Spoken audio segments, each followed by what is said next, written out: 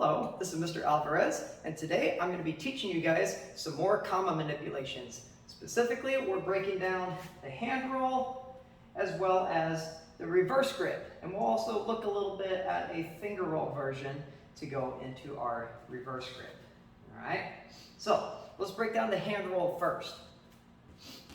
You have the blade pointing down, away from you. Once you have it tilted down, then you're ready to take the handle and point it straight up to the ceiling.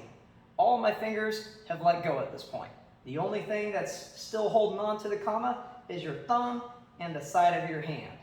All right? Down, everything's up. Now, we bring the blade back towards us and then back to the front again. Once it finishes, we have that last little poke that seems to happen at the end right here. That's your basic hand roll. Once you have that down, obviously you want to try and get the left hand all solidified. Boom. If you want to go back the opposite direction, that is something that we can definitely do as well. You're just reversing the steps. Pull the blades back towards you, tilt the handles up, and then pull them up towards your face. Boom.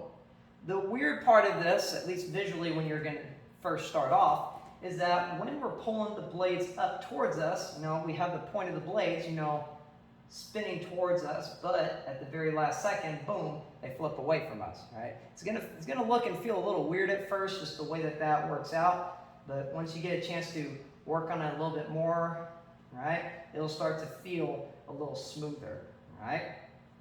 Go in both directions. Something that you can use to help you with that hand roll, just kind of on the side. This is not a sword tutorial video, but it can help us with the comma hand roll manipulations, right? With the extra weight of the sword, it can help us kind of get comfortable with where our hand and how our hand is supposed to move for both of those directions for our hand roll, right? This is very reminiscent of the motions that you would make for your figure eights with the swords, as well as your upward figure eights, right? And incidentally, we can do that same motion with the commas right here, right? It's not going to seem as impressive though, just because of how small they are, right? Usually people opt to do some finger roll motions in place of some of those figure eight motions as a result. So, but anyways, if you want to do them, you absolutely still can, right? It just might not look as good as a sword doing it. So that's the hand roll portion of this video. Now let's look at a reverse grip. You got to have the hand roll down for this. Point the blade down, handle up. This is where the reverse grip comes into play. Instead of bringing it up and back to the front again, we're going to take the handle and put it in between the pointer finger and the middle finger, right? Notice these other three fingers, they kind of moved up so that I can put the handle there. I'm going to clamp down, boom, with those three fingers to keep it in place. Once it starts to spin around, my thumb is going to move from this side of the comma over to the other side. And right there is my reverse grip. It almost kind of looks like Wolverine, but with two of his claws sliced off, and he's only got the one, right?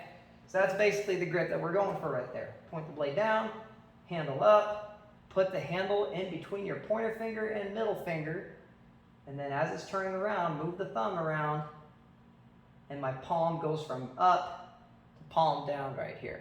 Now, later on, if you finish this and you're working on some other motions, maybe you do want to switch from here over to just a full negative grip. That's all fine, that's all good, right? But when you first get into the reverse grip, this is typically the position you're going to be in, right? So that's the reverse grip portion of this.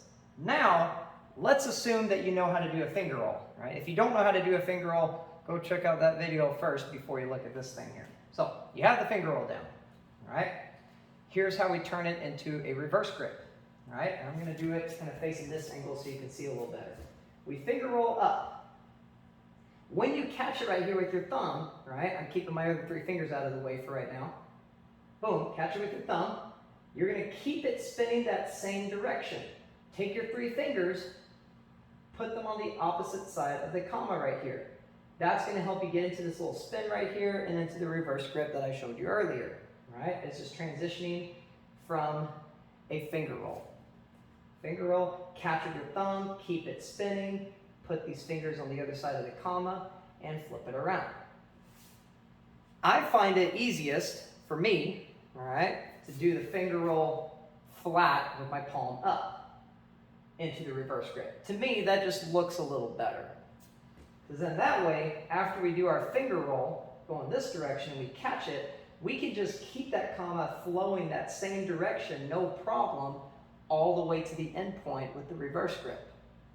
Here, finger roll, everything's out of the way, all the way around, and then when I catch it again with my thumb, I allow it to keep spinning around until I can get my 3 fingers behind it, and then I can turn it back into my reverse grip there. One more time, full speed. Again. Oh, there it goes. Let me try it with this one. Boom, boom. All right. So, that's what I got for you guys for the hand roll, as well as the reverse grip. Thank you so much. My name is Mr. Alvarez. Hope you enjoyed this video.